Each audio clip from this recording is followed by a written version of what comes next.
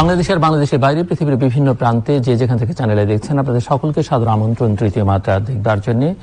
প্রিয় দর্শক, পৃথিবী বদলে যাচ্ছে, অনেক কিছুই বদলে যাচ্ছে এবং বদলে যাওয়ার এই মুহূর্তে যখন বলছি তখন প্রধান কারণ হচ্ছে কোভিড-19 বা প্যান্ডেমিক আমূল বদলে দিয়েছে এবং এই বদলে দেওয়ার ফলে পৃথিবী এক নতুন বিশ্ব ব্যবস্থায় প্রবেশ করছে।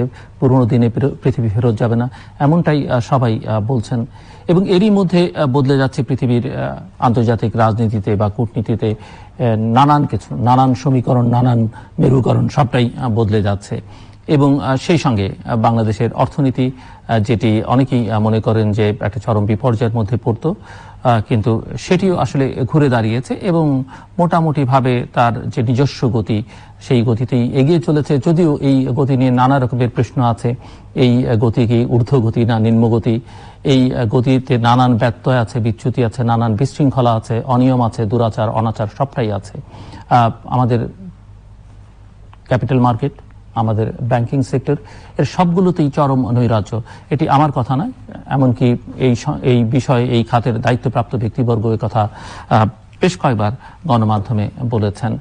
এরই মধ্যে আমাদের তৈরি পোশাক খাত, আমাদের ঔষধ শিল্প কতটা সংকটে ভবিষ্যতে পড়বে সেটি নিয়ে নানা রকমের জল্পনা কল্পনা আছে। কেননা বাংলাদেশের মান সম্মান অর্জন অনেকখানি বৃদ্ধি পেয়েছে এবং বাংলাদেশ এলডিসিতে গ্র্যাজুয়েশন করছে। 5 বছরের মধ্যে এই প্রক্রিয়া সম্পন্ন হবে এবং এই প্রক্রিয়া সম্পন্ন হলে বাংলাদেশের মান মর্যাদা বাড়বে বটে, কিন্তু বাংলাদেশের সামনে অনেক অনেক রকমের চ্যালেঞ্জ আছে। যে খাতগুলোর কথা আমি উল্লেখ করলাম, সেই খাতগুলো নানান সংকটের মধ্যে পড়তে পারে বা সেই সংকট মোকাবেলার জন্য এখন থেকেই কূটনীতিতে, রাজনীতিতে, আন্তর্জাতিক সম্পর্কের ক্ষেত্রে নানা কিছু করবার আছে। সেই করাটা আমরা ঠিকঠাক মতো করতে পারছি কিনা, সেই প্রস্তুতি আমাদের আছে কিনা, এবং সেটি না করতে পারলে নানা রকমের যে সংকট হবে, অর্থনৈতিক সংকট, তার থেকে সামাজিক সংকট, রাজনৈতিক সংকট, সেগুলো আমরা কম বেশি সবাই বুঝতে পারি। সবকিছু মিলিয়ে এখন থেকে এই গ্রাজুয়েশনের প্রক্রিয়ায় বাংলাদেশের কি করণীয় সেটি আমরা বোঝার চেষ্টা করব। এই বোঝানোর দায়িত্ব যাদের, আমার সঙ্গে আজকে যারা বোঝাবার চেষ্টা করবেন, আমার ভাই আছেন পারভেজ করিম আব্বাসী মূলত অর্থনীতির শিক্ষক, স্টেট ইউনিভার্সিটিতে পড়ান, ভূ অর্থনীতি নিয়ে তার আগ্রহের বিষয়। আমার ডানে আছেন তৈরি পোশাক খাতের কথা বলছিলেন, তারই এক তরুণ উদ্যোক্তা, Bangladesh garments manufacturers and exporters association BGM এর পরিচালক মোহাম্মদ মহিউদ্দিন রুবেল। স্বাগত আপনাদের দুজনকে তৃতীয় মাত্রায়। আমি মিস্টার পারভেজ করিম আব্বাস, আপনার কাছে একটু বুঝতে চাইবো যে বাংলাদেশের ইকোনমিক ট্রেন্ড যেটি এখন এই প্যান্ডেমিকের ফলে, আমি খানিকটা উল্লেখ করলাম, আমার কথা নয়, আমার কথা আসলে অনেকের কথা, সবার কথা, বা নিন্দুকদের কথা, সমালোচকদের কথা, যেভাবেই বলেন না কেন, আপনার কাছ থেকে বুঝতে চাই অর্থনীতির শিক্ষক, ছাত্র হিসেবে আপনি কিভাবে দেখছেন? দেখুন, ধন্যবাদ জিল্লুর ভাই। আপনি যেটা বললেন এটার খুব সুন্দর মতো একটা ব্যাকগ্রাউন্ড আপনি দিয়ে দিয়েছেন সবসময়কার মতো, এবং এটা ঠিক। প্রথমে হচ্ছে যেটা ভালো জিনিস সেটা বলছি আমরা, যে বাংলাদেশে যতটা আমরা ইকোনমিস্টরা এমনিতে একটু পেসিমিস্টিক হয়, তাই ডিসমাল সায়েন্স বলে, বাট এখানে আশা করা হয়েছিল বা এখানে সংখ্যা ছিল যে বাংলাদেশে কোভিড-19টা খুব বাজেভাবে হিট করবে, এবং হিট যে করেনি তাও না, এবং হতে পারে যেটা আমরা ল্যাগ এফেক্ট আস্তে আস্তে ফিল করছি, সবসময় তো এটা হয় না, কিন্তু যতটা খারাপ আশা করেছিলাম তার তুলনায় ভালো, আমি বলবো যে মন্দের ভালো। এখানে সবার আগে হচ্ছে যে অর্থনীতি, এখানে চাপটা, এখানে ধাক্কাটা যেভাবে লাগার কথা ছিল সেইভাবে হয় না। কেন আমরা মনে করেছিলাম যে, এবং ন্যাচারালি কেন এখানে আমাদের বড় যে মার্কেট আছে যুক্তরাষ্ট্র, যুক্তরাজ্য, ইউরোপিয়ান ইউনিয়ন, এখানে হচ্ছে যেহেতু লকডাউনের জন্য এখানে একটা বন্ধ হয়ে গেছে। আমাদের রেডিমেড গার্মেন্টস, আমাদের ভাই আছেন উনি বলবেন আরো ভালো এটার ব্যাপারটা, আমি হালকা টাচ করি। রেডিমেড গার্মেন্টসের যে আমাদের রপ্তানিটা আছে, এখানে যে আমাদের 70-80 মতো যে আমাদের রপ্তানি আয়টা আসে রেডিমেড গার্মেন্টস থেকে, ওখান থেকে আমরা একটা এফেক্টেড হওয়ার কথা আছে। তারপর হচ্ছে যে আমাদের মিডল ইস্টের যে আমাদের বেশিরভাগ যে আমাদের শ্রম বাজার আছে, আন্তর্জাতিক শ্রম বাজার থেকে এখানে যে আমাদের শ্রমিকরা যে ফেরত আসছে, এখানেও আমাদের ধাক্কা খাওয়ার কথা ছিল। কিন্তু due to a combination of events, আমি বলবো due to a combination of events, আমরা ওয়ার্সটা আমরা ওভারকাম করে গেছি। এটা এতটুকু, এটা সবাই হচ্ছে একমত। এখন আপনি ডিগ্রির উপরে, মাত্রার উপরে আমরা এখানে উই ক্যান অলওয়েজ ডিসএগ্রি। কেননা হচ্ছে যে আমাদের এখন দেরিতে হলেও এখন হচ্ছে যে আমাদের এখন রপ্তানি আবার আস্তে আস্তে আবার পিক আপ করছে। মাঝে পড়ে গেছিল অনেক, এখন তার তুলনায় একটু বাড়ছে। এর মধ্যে আবার অনেক কিছু আছে, যের মধ্যে আবার নিট আর উভেনের মধ্যে আবার একটা ব্যাপার আছে, তারতম্য আছে, যে একটা সেক্টর ভালো করছে তার তুলনায় আরেকটা সেক্টর একেবারে বসে গেছে। এটা এখানে ওনার কথা থেকে আমরা জানতে পারবো। 2 নম্বর হচ্ছে যে আমরা এটাও একটা আশ্চর্য, কেন এখানে অনেক সময় অর্থনীতির যে আমরা পুঁথিগত বিদ্যা, এটা কিন্তু বাস্তবতার সাথে মিল হয় না। মনে করছে রেমিটেন্স কমেছে, কিন্তু রেমিটেন্স রেকর্ড এটা হয়েছে, কিন্তু এটার পিছনে অনেক কারণ হতে পারে। এটা আবার অ্যানালাইসিস করা যে অনেক সময় বিপদের দিনে মানুষ করে কি সব পুঁজিটা উঠে সব দিয়ে দেয় বা ধার করে দিয়ে দেয়, কেন মনে করছে ফ্যামিলি এখানে বিপদে পড়বে এইরকম। এই দুটোর জন্য আমরা এখানে আছে ওই রকম ভাবে আমাদের ধাক্কা হয়নি। আর 3 নম্বরটা হচ্ছে, যেহেতু আমরা আবার এটা আপনি ব্লেসিং ইন ডিসগাইজ হতে বলেন, যেহেতু আমাদের ইকোনমিটা এখনো ফুললি ইন্টিগ্রেটেড না আমাদের ক্যাপিটাল মার্কেট বিশ্বের সাথে, বা ওইভাবে ওইরকম ভাবে না, তার জন্য আমাদের কিছু একটা একটু আমাদের ইনসুলেশন। তার সাথে সাথে বলতে হবে সরকার তো একটা স্টিমুলাস প্যাকেজ নিয়েছে, যে জিডিপির হচ্ছে প্রায় 4 থেকে 4.5% মতো এখানে এটা ওটা দিয়েছে এখানে অর্থনীতিকে প্রণোদনা দেওয়ার জন্য। এবং তার সাথে সাথে আছে আমাদের জনগোষ্ঠী, আমাদের মেইন যে আমি বলবো যে আমাদের এখানে বেনিফিটটা আমাদের যেটা হচ্ছে যে আমাদের জনগোষ্ঠীর এই 16 থেকে 17 কোটি আপনি যাই বলেন, এটা কিন্তু একটা আশীর্বাদের মধ্যে দাঁড়িয়ে গেছে। কিন্তু আমাদের অভ্যন্তরীণ যে বাজার, এটা কিন্তু বেশ বড়। এই যে রেমিটেন্সে যে টাকাটা আসছে এখানে আসে, কিন্তু আমরা তো এখানে প্রথম 5-6 মাস থেকে অর্থনীতি একেবারে থেমে বসে গেছিল, এখানে এটা হচ্ছে আস্তে আস্তে যে অর্থনীতি টাকা যে সচল হয়েছে। এই কিছুদিন আগে এখানে গেছে বিডি জবস, এখানে আসছে যে এখানে একটা সার্ভে থেকে আসছে যে অর্থনীতি এখন হচ্ছে যে এখন আস্তে আস্তে আবার হচ্ছে ওরা চাকরিতে নিয়োগটা বাড়ছে, তাও সেক্টর ওয়াইজ ভ্যারি করে।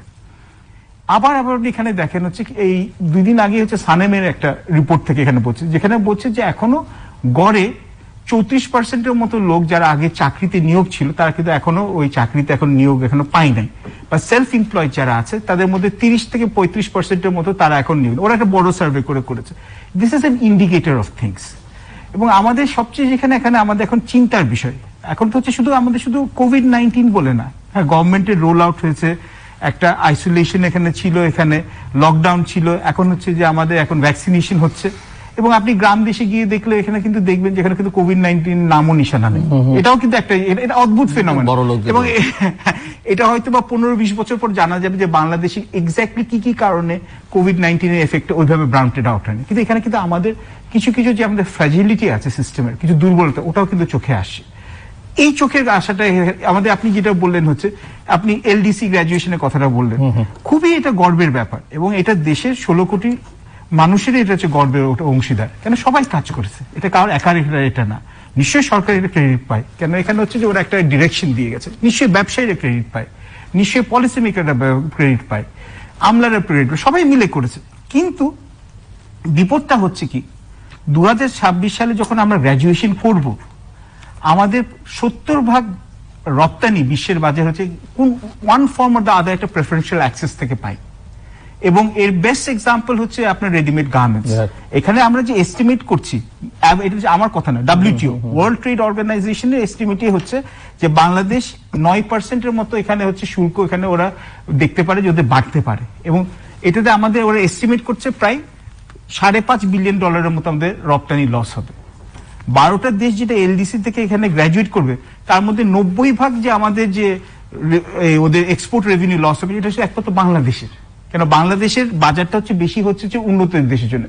এখানে আমাদের কিছু জিনিস এখানে গ্যাপ আছে, গ্যাপ বলবো না, not for want of trying, but এটা হচ্ছে এটা আমাদের ভবিষ্যতে করতে হবে। ভিয়েতনাম এগিয়ে গেছে, আমাদের সবচেয়ে বড় কম্পিটিটর এখন ভিয়েতনাম হয়ে গেছে। এবং ওয়ান অফ দ্য রিজনস, বাংলাদেশে কিন্তু আমাদের রেডিমেড গার্মেন্টসের যথার্থভাবে আমরা কিন্তু এখন অনেক ব্যাপারে কিন্তু আমরা এখন হচ্ছে যে we can take pride about this. আমাদের এন্টারপ্রেনার যারা আছেন, উদ্যোক্তারা, তারা হচ্ছে যথেষ্ট ফ্লেক্সিবল, একটা এখানে ডিফিকাল্ট মার্কেটের মধ্যে কাজ করেন। 2 হচ্ছে আমাদের ওয়ার্কাররাও হচ্ছে কিন্তু এখন হচ্ছে যে ওদের স্কিলস লেভেল বেড়ে গেছে। তবু ভিয়েতনামে কিন্তু আপনি দেখেন ওরা কিন্তু আসিয়ানের সাথে যুক্ত হওয়ার পরে, ওরা আমেরিকার সাথে একটা প্রেফারেন্সিয়াল ট্রেড এগ্রিমেন্টের জন্য, ইউরোপিয়ান ইউনিয়নের জন্য হওয়ার পর ওরা কিন্তু এলডিসি গ্রাজুয়েশনের পরেও কিন্তু ওরা কিন্তু অনেক সুবিধা অর্জন করবে। তো আমরা যেহেতু এই ফ্রি ট্রেড এগ্রিমেন্ট গুলাতে যাচ্ছি না, আমরা যে চায়নার সাথে বলেন, ইন্ডিয়ার সাথে বলেন, জাপানের সাথে বলেন, এইগুলাতে না হওয়াতে আমাদের এখন এই এক্সপোর্ট গুলো হচ্ছে ঝুঁকির সম্মুখীন আছে। এটা হচ্ছে একটা। আমরা রেডিমেড গার্মেন্টস নিয়ে বলি, ফার্মাসিউটিক্যাল সেক্টর আপনি নিশ্চয়ই জানেন জিল্লুর ভাই, আমরা হচ্ছে ট্রিপস এর আন্ডারে আমরা পাচ্ছি, trade related aspect of intellectual property rights. 2026 পর যখন আমরা বলছি 3 বছর এভরিথিং বাট আর্মস বলেন, এখন এগুলাতে এখানে হচ্ছে ফার্মাসিউটিক্যাল সেক্টরে যেখানে আমরা করব, তখন ইন্টেলেকচুয়াল প্রপার্টি রাইটসে আমরা কিন্তু তখন ওখানে আমাদেরকে একটা পয়সা দিতে হবে। আমাদের অ্যাক্টিভ ফার্মাসিউটিক্যাল ইনগ্রিডিয়েন্ট যে এপিআই পার্ট, এইগুলোতে যে এপিআই পার্টটা যদি আমাদের ব্যাকওয়ার্ড লিঙ্কেজটা আমরা যদি সময় মতো না বানাতে পারি, তাহলে এটা আমাদের একটা বিপদের সম্মুখীন আছে। এবং মিডল ইস্টে কিন্তু অর্থনীতি কিন্তু দিনকে দিন, এখানে কিন্তু সৌদি আরবিয়া বলেন, কাতার বলেন, এখন ভালো আছে, কিন্তু ওরা কিন্তু অয়েল থেকে সরে যাচ্ছে। এই রেমিটেন্স যেটা আমরা ধরে রাখছি যে সবসময় আসবে, এটাও আসবে না। তখন কি করবো ওইসব লোকরা যখন ফেরত আসবে? এগুলো হচ্ছে যে আমাদের, আমি কিন্তু এখানে কিন্তু বলছি না আগে থেকে অ্যালার্ম ক্রিয়েট করা, these are the areas that we need to be really concern about. আমরা এটা নিয়ে কি করছি, এখন থেকে আমাদের অ্যাডভান্স প্ল্যান করা উচিত। মিস্টার মহিউদ্দিন রুবেল, শুনছিলেন, তো বোঝার চেষ্টা করতে চাই আপনার কাছ থেকে যে অর্থনীতির গতি প্রকৃতি কি, এবং সাধারণভাবে বাংলাদেশের অর্থনীতি যে আলোচনা করতে হলে তৈরি পোশাক খাত অবধারিতভাবেই আছে, অনেক ভালো দিক আছে, অনেক মন্দ দিক আছে, এবং অনেকেই মনে করেন যে বাংলাদেশের সবচেয়ে সুবিধাভোগী খাত হচ্ছে আপনাদের খাত। কোভিড যখন আসলে প্রথমেই আপনারা টাকা চেয়ে বসলেন, প্রধানমন্ত্রীও প্রথম আপনাদের ঘোষণা দিল, এখন আবার আপনাদের কান্নাকাটি আমরা দেখতে পাচ্ছি, যদিও সামনে নির্বাচনী হতে ব্যস্ততার কারণে কান্নাকাটি একটু কম। তো সব মিলিয়ে আসলে বুঝতে চাইছি যে অর্থনীতির গতি প্রকৃতি কি দেখছেন, এবং সেখানে তৈরি পোশাক খাতের কি অবস্থা, কম্পিটিশনের কথা তিনি বললেন, এলডিসি গ্রাজুয়েশনের প্রসঙ্গে আমি তুলেছিলাম, সেখানে যে চ্যালেঞ্জগুলো আসবে, এবং এখানে ডাইভার্সিফিকেশনের প্রশ্ন আছে, এখানেই শুধুমাত্র এই এক খাতের উপরে নির্ভর থাকতে চলবে কিনা, আবার অনেকে মনে করেন যে এই খাতের এখনো অপার সম্ভাবনা আছে। তো সেই সম্ভাবনাগুলোকে কাজে লাগাবার জন্য আসলে করণীয় কি বা প্রস্তুতি কি? ধন্যবাদ আপনাকে, তৃতীয় মাত্রাকে এবং চ্যানেল আইকে, আর শুভেচ্ছা তৃতীয় মাত্রা সমস্ত দর্শকদেরকে। জিলু ভাই, বেসিক্যালি নর্মালি ব্যবসায়ীর সাথে কথা বলা একরকম ইজি, আর যখন ইকোনমিস্ট নিজে আমার সামনে বসে আছে, ইকোনমি নিয়ে কথা বলাটা অত ইজিও না। বাট তারপরও আমাদের প্র্যাকটিক্যাল জ্ঞানে যা আমরা জেনেছি বা বুঝেছি বা বুঝি ব্যবসা করতে যে ফেস করে, আমি সেভাবেই করেই বলার চেষ্টা করব। তো উনি অনেকগুলো পয়েন্টার অলরেডি করে ফেলেছেন, যেগুলো আমিও ডেফিনেটলি আমি যেতাম বা যাব। তার মধ্যে আপনি কিছু কথা বলেছেন, যে প্যাকেজের কথা বলেছেন। আমি সবসময় কথা বলে আসছি যে করোনা থেকে শুরু করি আমরা, অতীত আর বেশি আমরা না যাই। করোনা থেকে যদি বলি, আমরা কখনোই ভাবিনি যে আমরা দাঁড়াতেও পারবো, ঘুরে দাঁড়ানো তো দূরের কথা, দাঁড়াতেও পারবো। প্রধানমন্ত্রীকে ধন্যবাদ যে উনি আমাদেরকে সাপোর্ট দিয়েছেন, 4 মাসের প্যাকেজ দিয়েছেন, বিভিন্ন প্রণোদনা প্যাকেজ দিয়েছেন, সেখান থেকে আমরা দাঁড়ানোর চেষ্টা করেছি। কিন্তু জিনিসগুলো এতই আনপ্রেডিক্টেবল ছিল, করোনা জীবনে তো আমরা শুনিনি, করোনা আবার দেখিনি। তো এই ধরনের কোনো ম্যাসিভ ভয়ঙ্কর কোনো কিছু আমরা আমাদের জীবদ্দশায় আমরা ফেস করিনি। সো আমরা ভাবতেও পারিনি যে করোনা আসলে জিনিসটা কি, কতদিন থাকবে। তো প্রথমত আমরা গার্মেন্টস বন্ধ করে দিলাম, জানি না গার্মেন্টস কবে খুলবে। দেন জীবন নিয়েই তখন সংশয়, আমি জীবিকা তো তারপরে আসছে, বাঁচলে না আপনি খাওয়ার কথা চিন্তা করবেন, আপনি তো বাঁচছেনই না। দেন একটা পর্যায়ে যে লকডাউন হলো, দেন আমরা বুঝতে পারলাম যে না, আমাদের আবার ফ্যাক্টরি খুলতে হবে, কারণ জীবিকাও চলতে হবে। এগুলোর মধ্যে সামঞ্জস্য করে আমরা খোলা শুরু করলাম। প্রধানমন্ত্রী আশ্বাস দিলেনও প্যাকেজগুলো, আমরা আস্তে আস্তে খুললাম। বাট ছন্দ কিন্তু নর্মালের পরও তখনও হয়নি, এখনো হয়নি, বিকজ সেটা যেতে না যেতে আবার আমরা দেখছি দ্বিতীয় ঢেউ যেতে না যেতে গতকালকে আমি মনে হয় পড়লাম যে যুক্তরাজ্যের যে একটা ক্ষতিকর যে স্ট্রেনটা, সেটা বাংলাদেশে প্রথম পাওয়া গেছে, আমি যদি ভুল না করি। আদৌ তৃতীয় ঢেউ হচ্ছে কি হচ্ছে আমরা এখনো জানি না। বাইরে থেকে আসলে সবকিছু দেখতে এরকম একটা খবর কিন্তু মাঝখানে আগেও বেরিয়েছে। হ্যাঁ, আমি এক্স্যাক্টলি, হ্যাঁ, মাঝখানে আগেও আমি শুনেছিলাম, আমি কালকে দেখে আমি একটু অবাক হলাম যে আসলে কোনটা সত্যি। সো আসলে এরকম একটা অবস্থায় আমরা ঘুরে দাঁড়ানো তো দূরের কথা, আমরা কিন্তু বর্তমানেই সাস্টেন করাটা ডিফিকাল্ট হয়ে যাচ্ছে। কারণ আমি অ্যাজ এ বিজনেসম্যান আমার সমস্ত ইন্ডাস্ট্রি মানুষের পক্ষ থেকে বলতে চাই যে দেখেন, আমি আপনার এখানে যখনই আসি বা বিভিন্ন প্রোগ্রামে যখনই যাই বলি, উনি হয়তো আরো ভালো জানবেন যে আমাদের বিগত 7-8 বছরে আমাদের কস্ট বেড়ে, গার্মেন্টস ম্যানুফ্যাকচারিং কস্ট বেড়ে গেছে অ্যারাউন্ড 30% টোটাল। সেটা রানা প্লাজার পরে বিভিন্ন কারণে, হ্যাঁ, আমাদের অনেক ভালো কিছু হয়েছে, বাট কস্ট বেড়েছে। এট দ্য সেম টাইম আমাদের যেই প্রাইস, টোটাল গার্মেন্টস প্রাইস, সেটা কমে গেছে অ্যারাউন্ড 1.84 সামথিং, মানে 2% আকারে। দেন আপনার এই যে গার্মেন্টস এর প্রাইস কমা, আপনার ম্যানুফ্যাকচারিং কস্ট বেড়ে যাওয়া, তার মধ্যে আসলো নতুন করে কোভিডের এই ধাক্কা।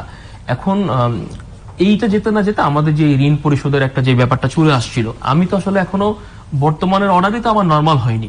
আমাদের 34 বিলিয়ন তো আমরা রপ্তানি করেই ফেলেছিলাম যখন আমাদের সব সিচুয়েশন নর্মাল ছিল। সেখান থেকে আমরা চলে আসলাম 28 বিলিয়নে। নর্মাল হয়নি বলছেন, মানে নর্মালসিটা তো বাংলাদেশে সবার আগে আপনারাই প্রকাশ করেছেন।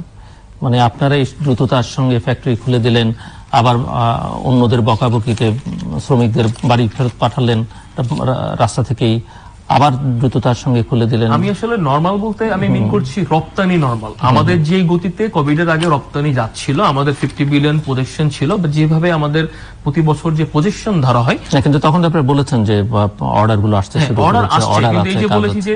যে দ্বিতীয় দফা যে করোনা আবার আঘাত আনবে, সেটা তো আমরা জানতাম না। তৃতীয় মানে এই যে এফেক্ট গুলো যে এতটুকু লেন্দি হবে, আমরা তো ধরে নিয়েছিলাম যে হ্যাঁ হয়তো এখন আস্তে আস্তে কমে আসবে, জানুয়ারি ফেব্রুয়ারি থেকে হয়তো জিনিসগুলো নর্মাল হয়ে আসবে, বাট ইট ডিডেন্ট। এটা তো হয়নি, এখনো হচ্ছে না।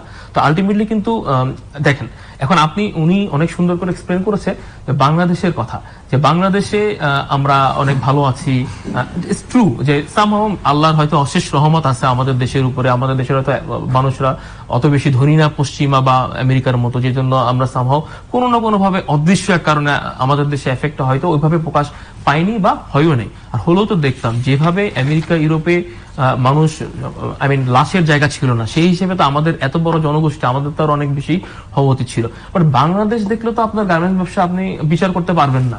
গার্মেন্টস আপনি বানাচ্ছেন এখানে, গার্মেন্টস বিক্রি তো হচ্ছে আপনার আমেরিকাতে, ইউরোপে বা অন্য দেশে, সেখানে সিচুয়েশন কি? তো ধরেন আমরা তো গার্মেন্টস ব্যবসাটা করি কি সিজন বেস ব্যবসা করি। আমরা তো আজকে বানালে এটা কালকে যে বিক্রি হচ্ছে না। সো ওরা তো আসলে প্রতিটা সিজন বেস আমাদের থেকে পারচেজ করে, এবং আজকে যখন যেটা জানুয়ারিতে ওরা পড়বে, সেটা কথার কথা 6 মাস আগে ওরা ডিসাইড করে ওরা কি পড়বে। সো এফেক্ট গুলো কিন্তু একটা চেইন এফেক্ট, এটা কিন্তু অনেক আগে থেকে হয়ে আসছে। তো আলটিমেটলি ওরাও কিন্তু প্রেডিক্ট করতে পারছে না যে কি কিনবে, কতটুকু কিনবে, কত দিনে কিনবে।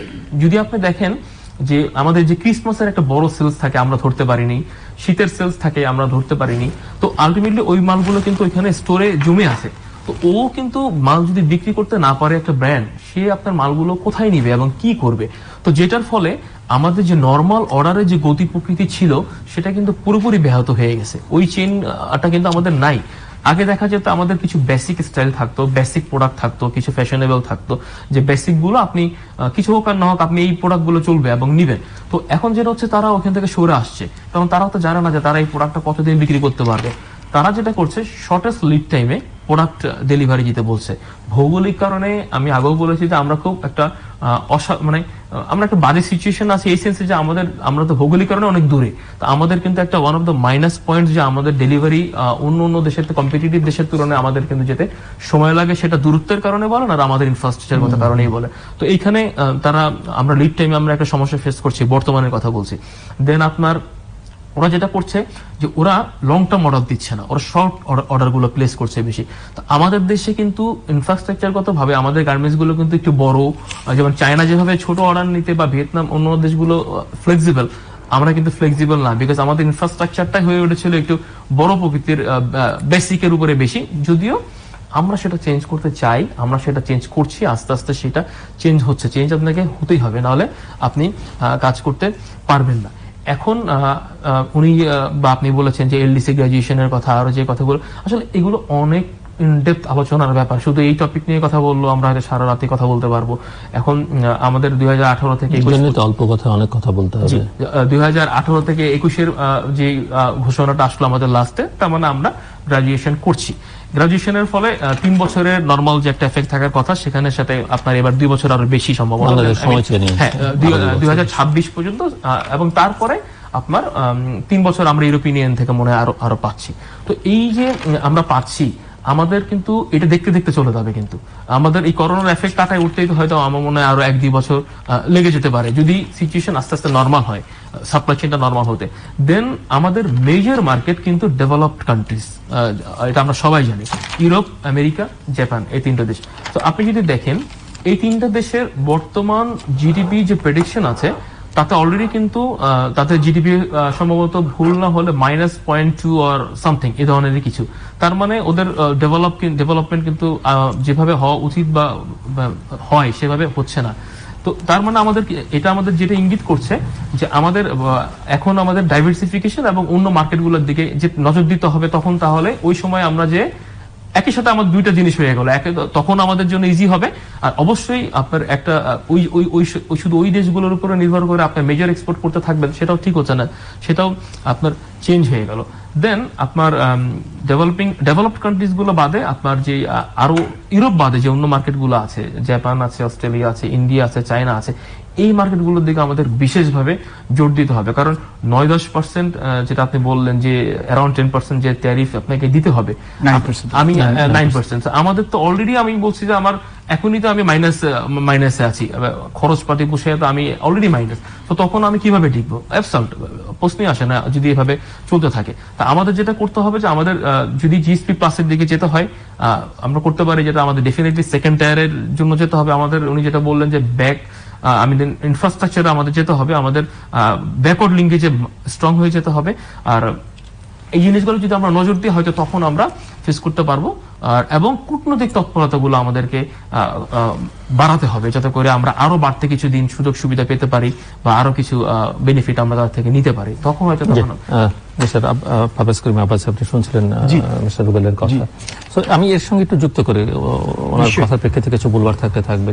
ভূ রাজনীতিতে আমূল পরিবর্তন ঘটছে, আমূলই বলতে হবে, কেননা গত কয়েক বছরের তুলনায় আমাদের এই অঞ্চলে এবং সামগ্রিকভাবে গোটা বিশ্বে সেটি বাংলাদেশের অর্থনীতিকে কিভাবে প্রভাবিত করবে বা করছে বলে আপনি মনে করেন, এবং সেই জায়গাটাতেও করণীয় কি, বা সেই জায়গাটায় যে কূটনৈতিক তৎপরতার প্রসঙ্গ, অন্য প্রসঙ্গে রুবেল টানলেন, সেই ধরনের তৎপরতা বাংলাদেশের দিক থেকে আছে কিনা?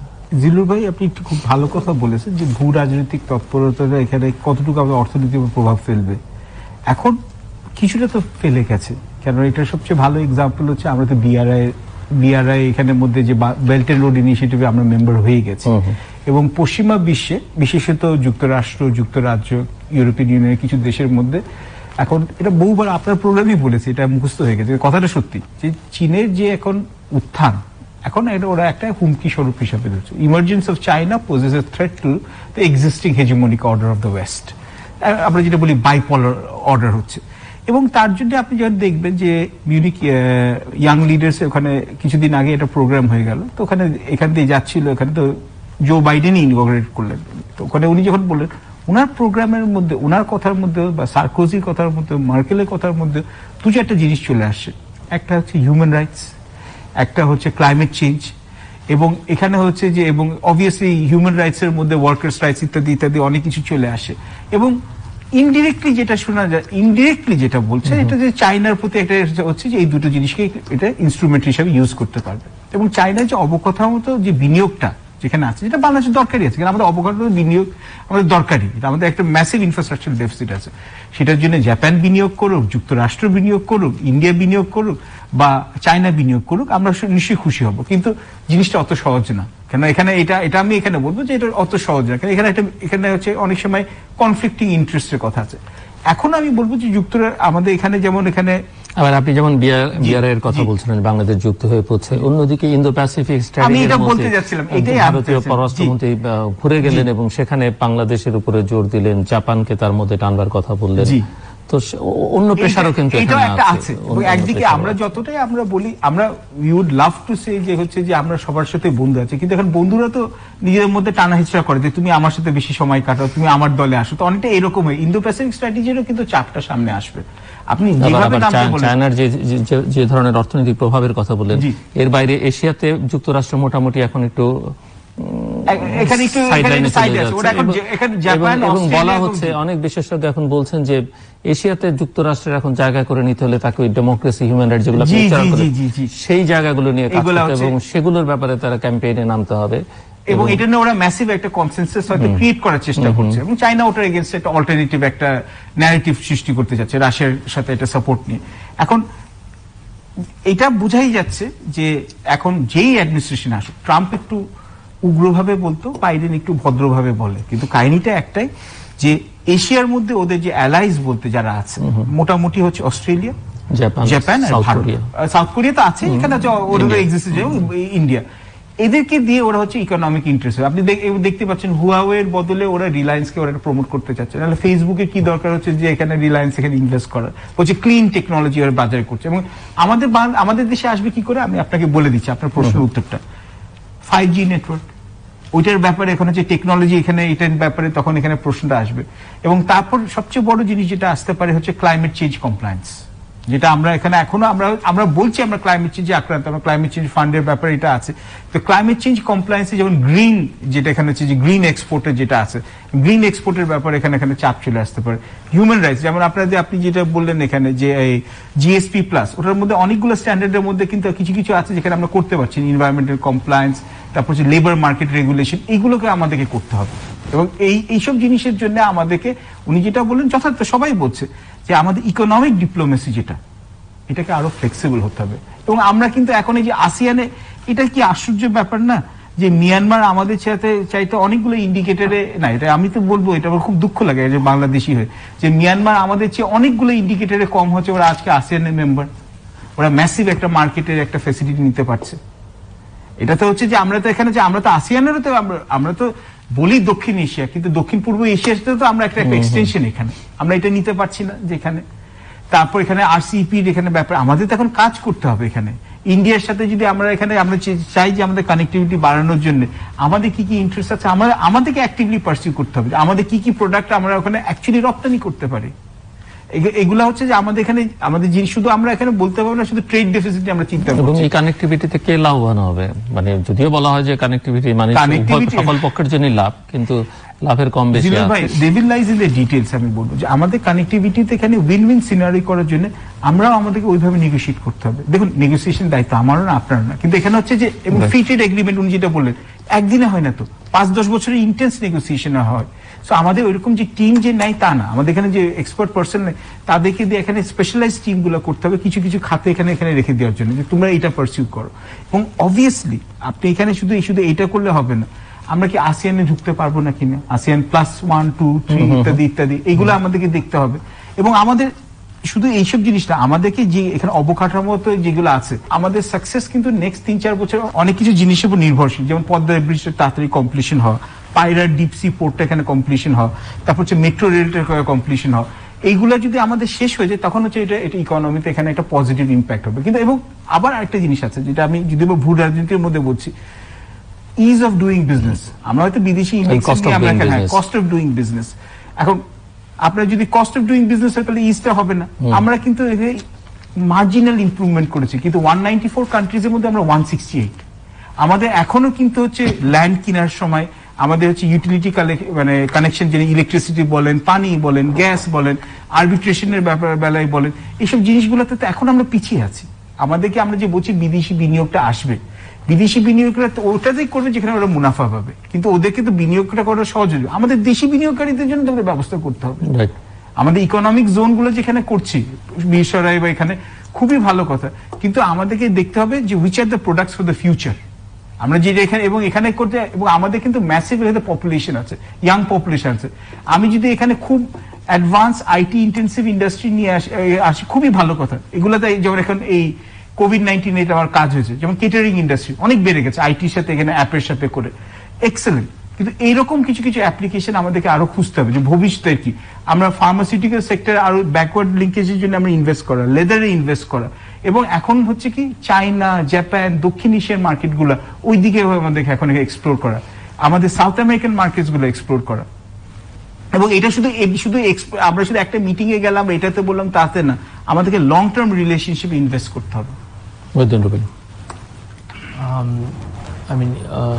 ভূরাজনৈতিক ব্যাপারে এবং এখানে এই যে চীন ভারতের মধ্যে বৈরিতা কিংবা মার্কিন যুক্তরাষ্ট্র কেন্দ্রিক বা চীন কেন্দ্রিক যে বলয়গুলো তৈরি হচ্ছে, এগুলো বাংলাদেশের অর্থনীতিকে কিভাবে দেখেন? চীন এবং আমেরিকার যে একটা সমস্যা আমরা সবসময় শুনে এসেছি বা জানছিলাম, যে চীনের সাথে আমেরিকার সমস্যা হলে বাংলাদেশ বেনিফিশিয়াল হবে, বাংলাদেশে প্রচুর অর্ডার আসবে। আমি এখান থেকে শুরু করি, যখন কিছুদিন আগে এই ধরনের একটা ট্রাম্প ট্রেড ওয়ার হলো। তো এখন আমার কথা হচ্ছে, ওদের মধ্যে সমস্যা হলে আসবে, একটা কাল্পনিক ব্যাপার, এবং এটা আমরা ধারণা করছিলাম। আসলেই কতটুকু আসছে সেটা নেওয়ার জন্য কি আমরা কি তৈরি, আমরা কি প্রস্তুত ছিলাম, যে আমাদেরকে সেই ইনফ্রাস্ট্রাকচার আদৌ ছিল বা আছে, কোন ধরনের প্রোডাক্ট শিফট হচ্ছে সেই প্রোডাক্ট করার ক্যাপাসিটি কি আমার দেশে আছে? আবার বাংলাদেশকে যদি কোনো কারণে কোনো দিকে ঝুঁকেই পড়তে হয় তাহলে তার ধকল কি আসবে বা সেটি সামাল দেওয়ার সামর্থ্য আছে কিনা সেটি ডেফিনেটলি সেটাই বলছিলাম। সো দেখেন, আগে আমাদের আমরা যে ধরনের প্রোডাক্ট করি বা আমাদের যে ধরনের এগ্রিমেন্টস গুলো আছে, সেগুলো আমাদের আগে নিজেদেরকে ভালো মতো চিন্তা করতে হবে যে আমাদের এক্সপার্টাইজ কি এবং আমাদের ফিউচারে কোন দিকে ডাইভার্সিফিকেশন করতে হবে, কোন দিকে আমাদের কাজ করতে হবে। আমরা যে বলছি যে আমরা এত % এক্সপোর্ট করি এই দেশগুলোতে বা এত % আমাদের এক্সপোর্ট আর্নিং হয়, খুব কম সংখ্যক প্রোডাক্ট ক্যাটাগরির মধ্যেই কিন্তু আমরা সেগুলো নিয়ে কথা বলছি। তো এই দেশগুলোর ব্যবসা যে এফেক্ট হলেই যে আমাদের সব এফেক্ট হয়ে যাবে, আমার মনে হয় ব্যাপারটা আসলে সেরকম না। কারণ তাদের মধ্যে ব্যবসা এফেক্ট হলে ওই প্রোডাক্ট ক্যাটাগরির কতগুলো প্রোডাক্ট আমরা বানাচ্ছি বা আমরা এক্সপোর্ট করছি সেগুলো আগে কিন্তু জানার ব্যাপার আছে। সো সেই ক্ষেত্রে ডেফিনেটলি আমাদের প্রতিটা দেশের সাথেই তো আমাদের যোগাযোগ ভালো রাখা উচিত বা আমাদের সম্পর্ক ভালো রাখতে হবে। বাট কিছু কিছু ক্ষেত্রে তো আপনাকে আসলে রোশনালে অন্য দেশের ইয়াতে পড়ে যেতেই হবে। বাট আমি যদি এন্টারপ্রেনার মনে করি গার্মেন্টস খাতের ক্ষেত্রে ভবিষ্যতে আমাদেরকে কিভাবে এগুলো দেখা উচিত, আমাদের শুধুমাত্র ইউরোপ আমেরিকা চিন্তা করলে হবে না। আমাদের ভারত, চায়না এই সাইডগুলোতে, আমাদের অস্ট্রেলিয়া এবং ল্যাটিন আমেরিকা এই সাইডগুলোতে আমাদের প্রচন্ড পরিমাণে শক্ত অবস্থান নেওয়ার জন্য চেষ্টা করতে হবে। রাশিয়া একটা বড় মার্কেট, দেখেন আমরা রাশিয়া কিন্তু সেই মার্কেটটা আপনি কোনোদিনই বলছেন বটে, আমরা কর্তাব্যক্তিদের কাছ থেকে শুনছিও বটে, কিন্তু সেটা এক্সপ্লোর করারও চেষ্টা আছে কিনা সন্দেহ। দ্বিতীয়ত হচ্ছে যে যেসব বাজারের কথা বলছেন সেই সব বাজার আপনার মতো ওয়েস্ট বা আমেরিকার মতো এত উদার কিনা সেটিও বিবেচনার দাবি রাখে। আমি বোঝার চেষ্টা করছি। জাপানের প্রাইস কিন্তু অনেক ভালো, বাট আমরা ট্রেডিশনাল গতভাবে আসলে আমেরিকা কানাডার পিছনে তো আমরা একটু দুর্বল, আমরা একটু ওয়েস্টার্ন এবং এর প্রতি আমরা জাতিগতভাবে একটু দুর্বল থাকি এবং সেই দুর্বলতা থেকে স্টিল কিন্তু আমরা ওদের প্রোডাক্ট এবং ওই বায়ারগুলোর দিকে বেশি ঝুঁকি। বাট আপনি সেটাকে আপনার দুর্বলতার কারণে না ওরা একটু খানিকটা ঔদার্য বা ওরা প্রয়োজন এখানে সুবিধা পায় সেই কারণে? ওরা সুবিধা পায়, আমি মনে করি না যে ওরা খুব উদার, ব্যাপারটা আসলে এরকম আমার মনে হয় না। ওরা যদি উদারই হতো তাহলে তো আমাদের আজকে ব্যবসা টিকে থাকা নিয়ে এত চ্যালেঞ্জ। আপনি কি মনে করেন ভারত উদার হবে? আপনি ভারতের বাজারে ঢুকতে ভারত উদার না হলো, দেখেন আসলে ওইখানে মার্কেটটা তো স্যাচুরেটেড অলরেডি। আমেরিকা ওই সেটটা তো আমাদের অলরেডি স্যাচুরেটেড হয়ে গেছে। তো বাট আমরা কখনোই কিন্তু আমরা এই যে জিএসপি প্লাস নিয়ে আমরা এত ভয় পাচ্ছি কেন? কারণ আমাদের তো বড় মার্কেটটা তো ওইখানে, বাট আমাদের তো মার্কেট ডাইভার্সিফিকেশনে যেতেই হবে, নতুন বাজার খুঁজতেই হবে। আপনি যদি আমি কানাডা বলবো না, sorry, Bharat, China, Japan, Australia এই মার্কেটগুলো রাশিয়া যোগ করলে তো আসলে বিশাল মার্কেট। তারা উদার হবে না কস্টের ক্ষেত্রে এবং নিজেদের প্রফিটেবিলিটির ক্ষেত্রে আসলে সবাই সচেতন থাকে। বাট আমাদের তো মেজর একটা মার্কেট, আমাদের ব্যাকআপ থাকতে হবে। সারা জীবন তো আমরা ওইদিকে নির্ভর হয়ে থাকতে পারি না। আপনি যদি দেখেন যে ভারতের জীবনযাত্রার মান উন্নয়ন হচ্ছে, তাদের বাইং ক্যাপাসিটি বাড়ছে, তাদের যে বাইং ক্যাপাসিটি 2025-এর দিকে হয়ে যাবে, স্টিল আমরা কিন্তু এখনো ভারত এক্সপোর্ট করছি, আমাদের কিন্তু শুরু হয়েছে। এবং ভারতে কিন্তু আপনি যে দেখবেন এমন খুব কম ব্র্যান্ডই আছে ভালো ভালো এখন যে নাই, তারা কিন্তু ওইখানে অলরেডি সেগুলো বিক্রি করছে। সো এবং চায়না একটা সময় দেখা গেছে যে চায়নাও কিন্তু এখন আমাদের থেকে ইম্পোর্ট করছে। সো আমাদের এই কূটনৈতিক জিনিসগুলো মাথায় রাখতে হবে, আমাদের তাদের দিকেও আমাদের যুক্ত হবে। আর একটা রিজন হচ্ছে এই সাইডটায় কিন্তু আমাদের দূরত্বটা লিড টাইমটা খুবই কম আমাদের। আমি নিজেই কিন্তু ফর এক্সাম্পল আমি নাম নিচ্ছি না একটা ব্র্যান্ডের, আমরা একটা ব্র্যান্ড করি, সেটা একটা ইন্টারন্যাশনাল ব্র্যান্ড, সেটা কিন্তু আমি ভারতে এখান থেকে পাঠাচ্ছি এবং we are getting good price for that. আমরা কিন্তু খারাপ প্রাইস পাচ্ছি না, কারণ ভারত তো আপনাকে প্রাইসটা দিচ্ছে না, আসলে প্রাইসটা দিচ্ছে আপনার ওই ব্র্যান্ডটা। তো ব্র্যান্ডটা যেখানেই যাক না কেন সে তার ওই মিনিমাম স্ট্যান্ডার্ড থেকে তো নামছে না। সো সেই ক্ষেত্রে আসলে আমি মনে করি না যে ভারত, চায়না বা ইয়াতে গেলে যে ওই ব্র্যান্ডের প্রাইস কমে যাবে, তা না। হ্যাঁ, আপনি যদি লোকাল ব্র্যান্ডে এক্সপোর্ট করেন সেই ক্ষেত্রে সেই সংশয়টা থাকে। এছাড়া আমি মনে করি যে আমাদের এই দেশগুলোর দিকে খুবই বেশি মনোযোগ দিতে হবে। আমাদের নিজেদের মাইন্ডসেট চেঞ্জ করতে হবে যে না, আমরা শুধুমাত্র ওই সাইডটাই ব্যবসা করবো না, বিকজ আপনার একটা না একটা সময় তো আপনার কম্পিটিশনে যেতে হবেই। আমরা কেন শুধুমাত্র এই কয়েকটা দেশ নিয়ে বা কয়েকটা সেক্টর নিয়ে আমরা চিন্তা করছি? ওয়াই নট আমি বারবারই বলি একটা কথা, হচ্ছে শুধু অ্যাপারেল নিয়েও বা কেন আমরা চিন্তা করবো? অ্যাপারেল রিলেটেডও তো আরো অনেক প্রোডাক্ট আছে। আমাদের যে ইন্ডাস্ট্রিগুলো আছে, এই যে ক্যাটারিং ইন্ডাস্ট্রি থেকে আইটি ইন্ডাস্ট্রির কথা হলো কোভিড এর কারণে, আমাদের লেদার ইন্ডাস্ট্রি আছে, ইন্ডাস্ট্রি ডাইভার্সিফিকেশনে যেতেই হবে। আপনি তো শুধুমাত্র অ্যাপারেলের উপরে নির্ভর করে সারা জীবন থাকবেন এই কোনো দেশেই কস্ট অফ ডুইং বিজনেস বা ইজি অফ ডুইং বিজনেস এর কথা বলছিলেন, সেই বিষয়ে আপনার বক্তব্য। জি, আমাদের আসলে দেখেন আমাদের ইজ অফ ডুইং বিজনেস তো ডেফিনেটলি আরো অনেক বেশি ফ্রেন্ডলি হতে হবে।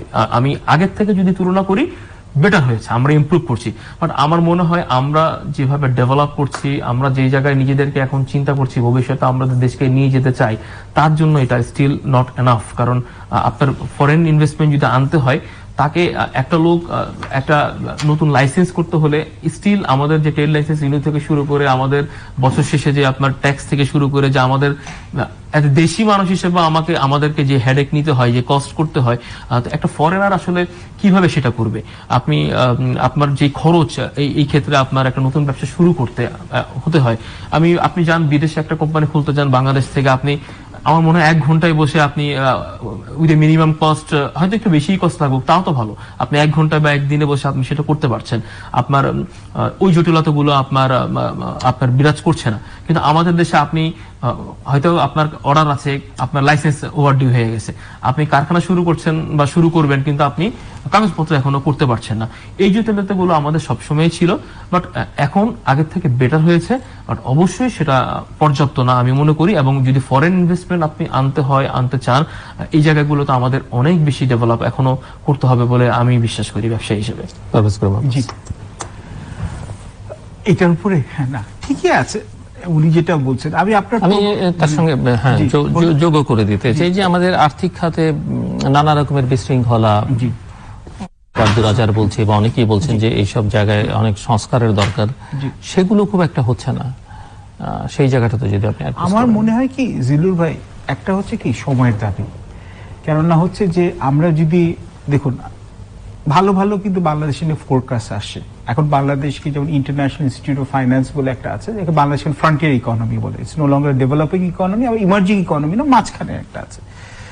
এখন কিছুদিন আগে ইউকে বেস একটা আসছে, এটা বেশ ফলো করে আসে, সিইবিআর যেটা এখানে, তো এখানে বলছে হচ্ছে 2030-এ বাংলাদেশ 28তম বৃহত্তম অর্থনীতি হবে বিশ্বের মধ্যে, 2035 সালে হচ্ছে 25তম। সো এটা হচ্ছে যে থাইল্যান্ডের র্যাঙ্কে, সাউথ কোরিয়ার র্যাঙ্কে পৌঁছে যাবে।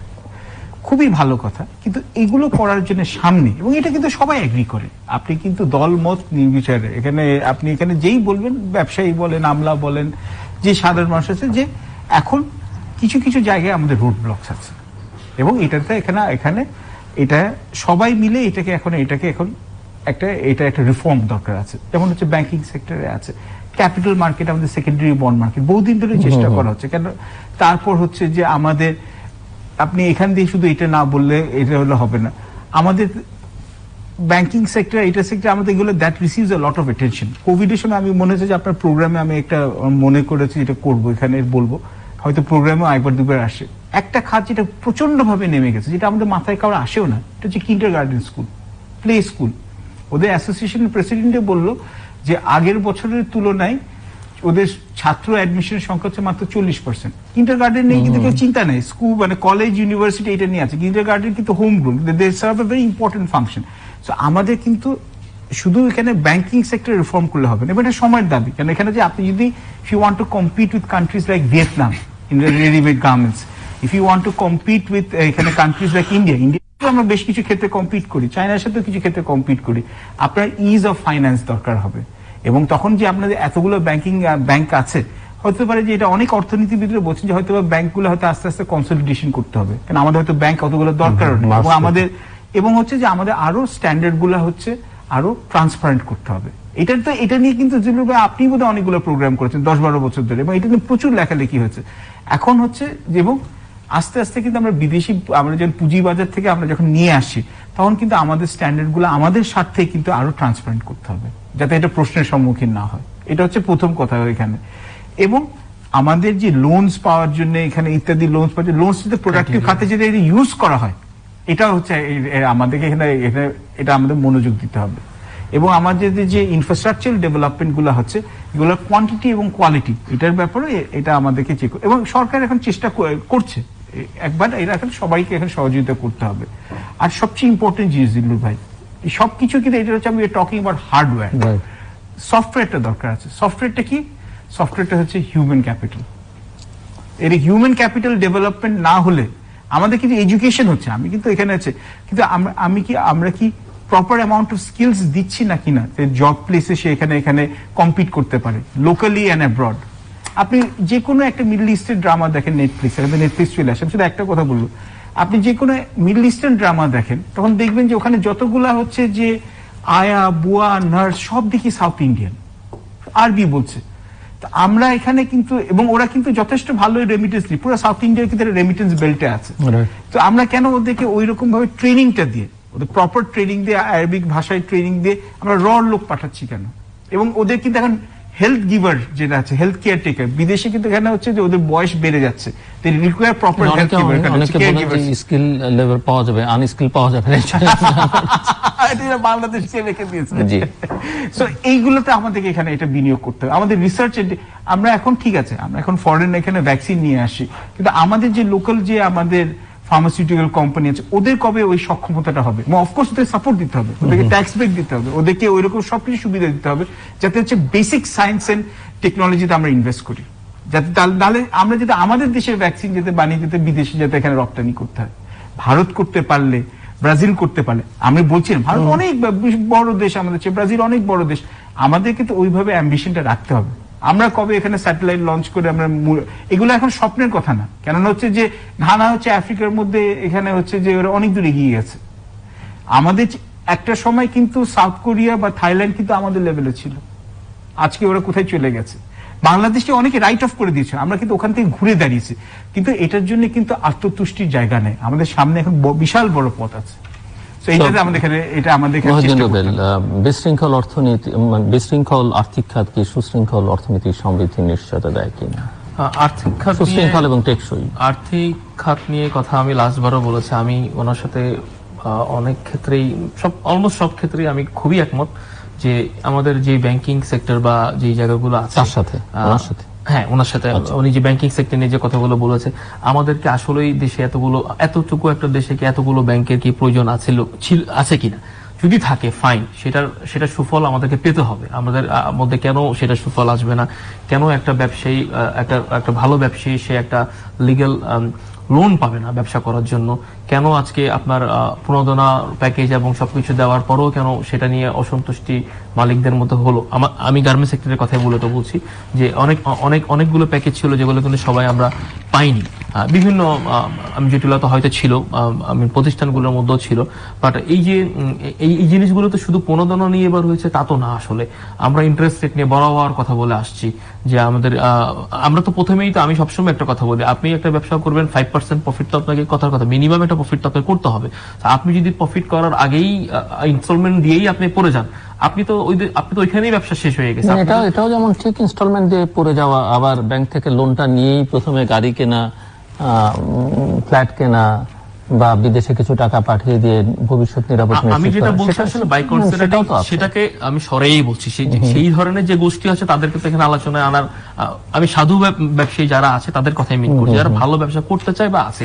এখন দেখেন উদাহরণটাই তো আসলে সবসময় কয়েকটা বিশৃঙ্খল ঘটনায় তো উদাহরণ হয়ে যেতে পারে না, সব ক্ষেত্রেই এরকম উদাহরণ থাকতে পারে বা আছে, আমি অস্বীকার করছি না, বাট সেই সাথে ভালো ব্যবসায়ীও তো আছে যারা স্ট্রাগল করছে, যারা, তাই যদি না হতো বাংলাদেশ তলাবিহীন ঝুরি থেকে আজকে এখানে তো আমরা চলে আসতে পারতাম না। আমাদের $12,000 এক্সপোর্ট থেকে তো আমাদের 35 বিলিয়ন 50 বিলিয়ন স্বপ্ন আমরা দেখতাম না। সে ভালো ব্যবসায়ী আছে বলেই কিন্তু এত এক্সপোর্টও হচ্ছে। হ্যাঁ, আবার এখানে ধনীর সঙ্গে দরিদ্রের পার্থক্যটাও, গ্যাপটাও বাড়ছে। জি, তা প্রবল ভাবে বাড়ছে। জি, তা বাড়ছে। আমি একটু ওই প্রসঙ্গটা শেষ করি। যেমন ধরেন আপনার এই যে ইনভেস্টমেন্ট যারা আমাদের এখানে করতে চায়, গার্মেন্টস ব্যবসা থেকে শুরু করে বড় বড় জায়গায়, তো আমার কথা হচ্ছে গার্মেন্টস নিয়ে আমরা অনেক সমস্যা ফেস করছি রিসেন্ট ডেইজে, বা অনেক মালিকের অনেক অসন্তোষ দেখা যাচ্ছে, বাট ব্যবসায়ীরাই যাতে ব্যবসা করে এই কথাটা আমি সবসময় বলি, যে ব্যবসায়ী না তার জন্য ব্যবসা না। এটা অনেকটা ওই রাজনীতিবিদরাই যেন রাজনীতি করে তার মতো শোনালো। আমি এটা দ্বারা এটা মিন করছি যে গার্মেন্ট ব্যবসাটা কিন্তু অন্য ব্যবসার মতো না, এটা বহু সাইন্টিফিক্যাল ব্যাপার এখানে থাকে, আপনাকে অনেক কিছু জানতে হবে, অনেক কিছু বুঝতে হবে। আপনি একটা অন্য একটা বিজনেস, গাড়ির ব্যবসা করছেন বলেই যে আপনি গার্মেন্ট ব্যবসা করতে পারবেন তা না।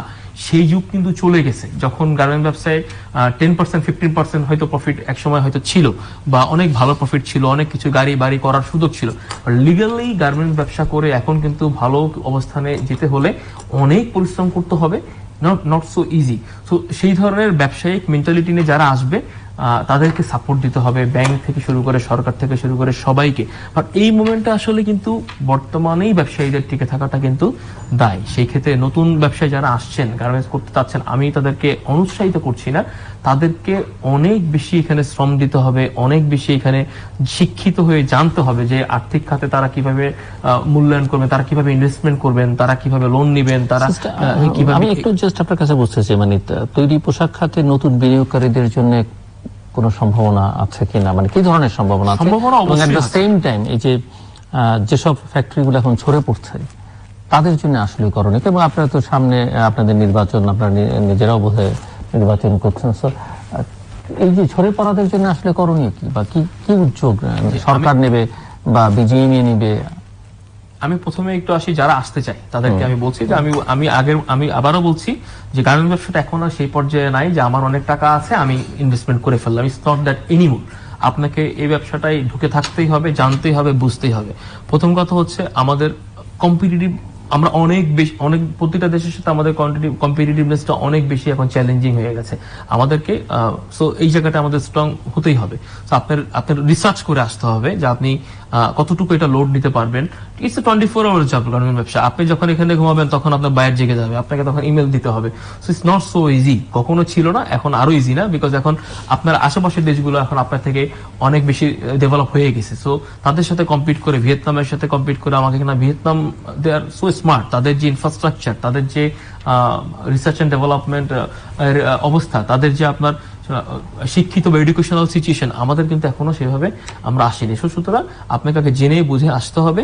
একই সাথে আপনার যেই আর একটা জিনিস আমি বলবো, অবশ্যই খুব ইম্পর্টেন্ট দিয়ে বলবো এখানে, যে গতানুগতিক প্রোডাক্ট এবং ওই ধরনের জিনিস নিয়ে আপনি এখন আর ব্যবসা করতে পারবেন না। আপনাকে দেখতে হবে যে কোন ধরনের, আমরা যেটা করছি, আমি বারবার যেটা বলছি যে আমাদের এক্সপোর্টের আই থিঙ্ক 73 অর সামথিং একটা বড় পার্সেন্টেজই কিন্তু আমরা কোটি কয়েক প্রোডাক্ট নিয়ে করছি। কেন? আমি আরেকজন টি শার্টের করেছে বলে আমিও টি শার্টের করবো? অপার সম্ভাবনা, বিশ্ব বাজার তো 500-600 বিলিয়নের। আপনার তো এখানে তো স্যুটের সম্ভাবনা আছে, এখানে বিভিন্ন ক্যাটাগরির স্পেশালাইজ, যেমন এবার পিপিই আমাদের এই নতুন চলে আসছে। সো আমাদেরকে এই জিনিসগুলো এক্সপ্লোর করতে হবে, ওই দিকে সম্ভাবনা নিয়ে চিন্তা করে আসতে হবে, তখনই কিন্তু আমরা ভালো করতে পারবো অথবা টিকতে পারবো। এখন আসেন আপনি যেই মাঝারি বা ছোটদের কথা আপনি যেটা বলছেন, আমি যথার্থ মনে করি যে it's very challenging for them, because আপনার যে হারে কস্ট বেড়ে গেছে, আমি তো প্রথমেই বলেছি আপনাকে কস্টের কথা, যে হারে কম্পিটিশন বেড়ে গেছে অন্যান্য দেশগুলোর সাথে, সে হারে তো ওর যে ইনফ্রাস্ট্রাকচার কত কস্ট, একটা ছোট গার্মেন্টস তো সেই লোড আর এখন নিতে পারবে না। তাকে আপনি যত বেশি ভলিউমে যাবেন, যত বেশি প্রোডাকশনে যাবেন, আপনার কস্ট তত বেশি কমে আসছে। ডেফিনেটলি ওই ছোট গার্মেন্টস এর কিন্তু এখন এই হাই কস্ট দিয়ে, এই লেস প্রফিটেবিলিটি দিয়ে টিকার সম্ভাবনা খুবই কম, যদি না সে স্ট্র্যাটেজিক্যালি চিন্তা করে এবং যদি না সে সিলেক্টিভ প্রোডাক্টে কাজ করে, যদি না সে সিলেক্টিভ বায়ার নিয়ে কাজ করে। এবং আমি একদম এইভাবে অনুষ্ঠিত করছি না, কারণ আমি বলছি যে সে পারছে না, তো এখন তার জন্য রাষ্ট্র সরকার কি করবে? বাংলাদেশের সবচেয়ে প্রভাবশালী ট্রেড বডিটি কি করবে, কি করা উচিত তার সেক্টরে? আমরা অবশ্যই তাদেরকে বলবো যে রিসার্চ এন্ড ডেভেলপমেন্টে তাদেরকে উন্নত হতে হবে, তাদেরকে বায়ার জানতে হবে যে কোন ধরনের প্রোডাক্ট করে তারা সাস্টেইন স্টিল করতে পারে। দেখেন, কস্ট তো আর আমি কমাতে পারবো না, কস্ট তো আমাদের হাতে না, ট্রেড বডির হাতে না। ইনফ্রাস্ট্রাকচার কত কস্ট বা বায়ার যে প্রাইস দিবে, এটা তো আমরা ডিসাইড করতে পারি না। আমরা যেটা করতে পারি, পারেন না, কিন্তু আপনাকে তো ফ্যাসিলিটেট করতে হবে বা গাইড করতে হবে। হ্যাঁ, সেটাই বলছি। আমরা যেটা করতে পারি, আমরা গাইড করতে পারি, আমরা তাদেরকে পথ দেখাতে পারি যে না, তুমি এই প্রোডাক্ট অথবা তুমি এই সেক্টর ছেড়ে তুমি অন্য বিজনেস করো, এটা করো, সেখানেও রাষ্ট্র বা এই প্রোডাক্ট না করে এই ধরনের প্রোডাক্ট করো, তুমি রিসার্চ এন্ড ডেভেলপমেন্টে উন্নত হও। আমি আপনাকে একটা ছোট এক্সাম্পল দিই। 3000 পিসের একটা প্রোডাক্ট করে আপনি $20 $30 এফওপি দিয়েও করতে পারেন। আপনি আবার সেম অ্যামাউন্ট অফ প্রফিট আপনি হয়তো 1 লাখ পিস প্রোডাক্ট করেও আপনি করতে পারবেন না। সো আমি বলছি না যে ছোট ফ্যাক্টরি করা মানে লস হয়ে যাওয়া। ছোট ফ্যাক্টরি করলে আপনাকে জানতে হবে যে আপনি কোন ধরনের প্রোডাক্ট, কোন ধরনের বায়ার, কি ধরনের ক্যাটাগরি কোথায় এক্সপোর্ট করে আপনি প্রফিট করতে পারবেন, সেই নলেজটা, সেই স্ট্রাকচার, সেই রিসার্চটা আপনাদের থাকতে হবে। তখনই যে তারা ভালো করতে পারবে। এই ধরনের গাইড আমরা করছি এবং আমরা ভবিষ্যতে এগুলো নিয়ে, আমাদের যে নির্বাচন আসছে আমাদের ইশতেহারে আছে, এবং আমরা ম্যাসিভ প্ল্যান করছি যে এগুলো নিয়ে আমরা ছোট ছোট যারা আসতে চায়, নতুন উদ্যোক্তা বা আছে এই মার্কেটে, আমরা তাদেরকেও জিবিয়ে রাখতে চাই। বিকজ একটা বায়ার যখন কাজ করে, সে কিন্তু ছোট বড় সব ধরনের প্রোডাক্ট নিয়ে কাজ করে। বাংলাদেশে সিলু ভাই, এখানে সবাই এখানে মোটামুটি একমত যে অনেক দূর এগিয়েছে কিন্তু কিছু কিছু জায়গায় এখনো হচ্ছে এটা এখানে কনস্ট্রেন্টস বা ল্যাকিংস বা এখানে হচ্ছে যে এখানে হচ্ছে লিমিটেশনস আছে। এই সীমাবদ্ধতাগুলো আমাদেরকে খুব সৎভাবে এটাকে দেখতে হবে। We have to analyse what are our limitations. আমরা তো 5-year প্ল্যানে তো আমরা গোল দিয়ে দিচ্ছি, সৎভাবে দেখতে পারি না কেন আমরা? না সৎভাবে না, এটা হচ্ছে যে এটাও আমি হচ্ছে যে বুঝি বুঝেছি কথা। এখানে হচ্ছে যে এখানে হচ্ছে আমাদের হচ্ছে স্বীকার করতে হবে যে এইগুলো হচ্ছে আমার সীমাবদ্ধতা। যেমন হচ্ছে রেডিমেড গার্মেন্টস এখন হচ্ছে উইথ অল ডিউ রেসপেক্ট, আমার আব্বা 80s এর দিকে প্রথম রেডিমেড গার্মেন্টস ফার্স্ট জেনারেশনের মধ্যে উনি শুরু করেছিলেন, তারপর একটা সময় এখানে বের হয়ে আসেন। কিন্তু এখন হচ্ছে বাংলাদেশে এখানে আপনি ঠিকই বললেন, সবাই ব্যবসায়ী মানে রেডিমেড গার্মেন্টস এর ব্যবসা লাগায়। এখন তো ওটা তো স্যাচুরেশন হয়ে গেছে, এটা ওভার স্যাচুরেশন হয়ে গেছে। এখন এই জায়গা থেকে সরে আসার জন্য আমাদের এখন রেডিমেড গার্মেন্টস এর বাইরে কি আছে? Pharmaceutical sector. এখন ফার্মাসিউটিক্যাল সেক্টর গ্রো করছে, কিন্তু সবাই তো চাইলে হবে না। It requires A lot of হচ্ছে আপনার ওই ফার্মাসি, তারপর এখানে ইত্যাদি ট্রেন্ড লোক দরকার আছে। এরপরে আমাদের we have to think of a world beyond হচ্ছে ফার্মাসিউটিক্যাল, মানে beyond our readymade garment sector. Eventually এটা হচ্ছে যে সোনার হাঁস তো আজীবন এখানে ডিম দিয়ে যাবে না, এটা তো ইভেনচুয়ালি এটা কমে আসবে, এটা প্রফিট মার্জিন তো কমপ্লিট এখানে আপনার আরো করতে হবে।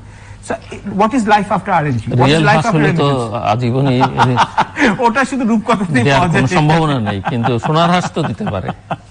ওটা রিয়েল হাঁসের একটা টাইম স্প্যান আছে। সো আমাদেরকে ঠিকই বলছে, আমাদেরকে যেটা এখন চিন্তা করতে হবে যে আমাদের ইন্টারনাল কনস্ট্রেন্টস গুলা কি, ইকোনমিক কনস্ট্রেন্টস গুলা কি, আমাদের বিজনেস ফ্রেন্ডলি ক্লাইমেট সবাই বলছে, বিজনেস ফ্রেন্ডলি ক্লাইমেটে আমাদের স্মল বিজনেসম্যানের কথা চিন্তা করতে হবে, যে মুদির দোকানদার যেখানে আছে, মিডিয়াম এন্ড বিজনেসম্যানের করতে হবে। অফকোর্স একজন বড় ইন্ডাস্ট্রিজ মানে তাকে আমি হাউন্ড করবো, হ্যারাস করবো যে তোমার সবকিছু তুমি ওর জন্য দায়ী, ওটাও না।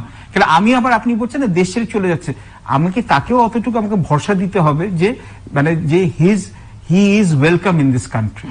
একটা কথা কিন্তু ঠিক যে অনেক সময় মানুষ বিদেশে কেন যাচ্ছে, for not only for better life, এক ডিগ্রি অফ একটা মনের মধ্যে একটা শঙ্কা কাজ করে। সো আমাদের দেশে কিন্তু এখন আমরা চাই যে আমরা কিন্তু সবাই বড় লোকের সাথে পরিচিত হতে চাই, তো বড় লোকের পিছন থেকে আমরা বলি এই তো বেটা অন্যভাবে করছে, এইটাও আমাদের মাইন্ডসেটটা চেঞ্জ করতে হবে। সো আমাদের মাইন্ডসেটটা সব দিক দিয়ে চেঞ্জ হতে হবে, একদিনে হবে না। এবং আমাদেরকে হোলিস্টিক্যালি আমাদের চিন্তা করতে হবে যে 5 বছরে আগানোর জন্য আমরা কোন জায়গায় যেতে চাই এবং আমাদের কি কি চ্যালেঞ্জেস আছে, এবং আমাদের 2-4টা আমাদের সিরিজ অফ প্ল্যানস রাখতে হবে।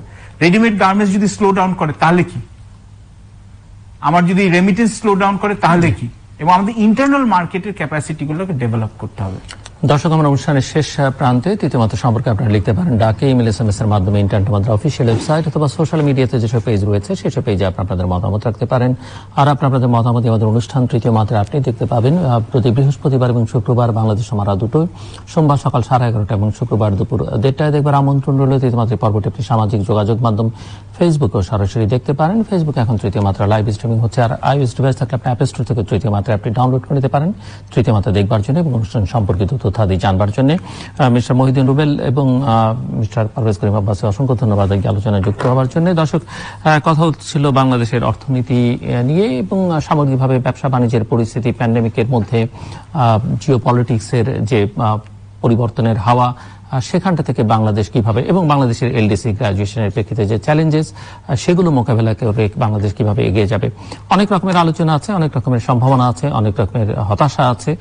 সব মিলিয়ে আলোচনাটাকে এক জায়গায় দাঁড় করালে যেটি হয় যে আমাদের গভর্নেন্সটা ঠিকঠাক করতে হবে, আমাদের স্বচ্ছতা, জবাবদিহিতার জায়গাগুলো নিশ্চিত করতে হবে এবং আমাদের আর্থিক খাতের যে বিশৃঙ্খলা সেটিকে সুশৃঙ্খল করবার দিকে মনোযোগ দিতে হবে। আমাদের ডিপ্লোমেসির জায়গাটাকে ইকোনমিক ডিপ্লোমেসির কথা মাথায় রেখে আসলে করতে হবে। এই ইকোনমিক ডিপ্লোমেসি এই না যে ডিপ্লোমেটরা বিদেশে যাবেন আর গিয়ে প্রথমে নিজের সন্তানদের ভবিষ্যৎ নিয়ে চিন্তা করবেন, ব্যবসা বাণিজ্য কিভাবে গোছানো যায়, রিটায়ারমেন্টের পরে কি করবেন, সেটি না। দেশের জন্য, দেশের স্বার্থের কথা বিবেচনা করে এবং সেই ডিপ্লোমেসিটা করবার জন্য এখন বিশ্ব রাজনীতি যেই ধারায় এগুচ্ছে তাতে করে নিজের সক্ষমতা, যোগ্যতা, দক্ষতা বাড়াতে হবে। বিশেষ করে নেগোশিয়েট করবার যে দক্ষতা, যোগ্যতা সেটি বাড়াতে হবে এবং হিউম্যান ক্যাপিটাল ডেভেলপমেন্টের দিকে অনেক বেশি মনোযোগ করতে হবে অভ্যন্তরীণভাবে বাংলাদেশকে। দর্শক, আমাদের সঙ্গে থাকবার জন্য অসংখ্য ধন্যবাদ। আপনাদের সবার জন্য শুভকামনা।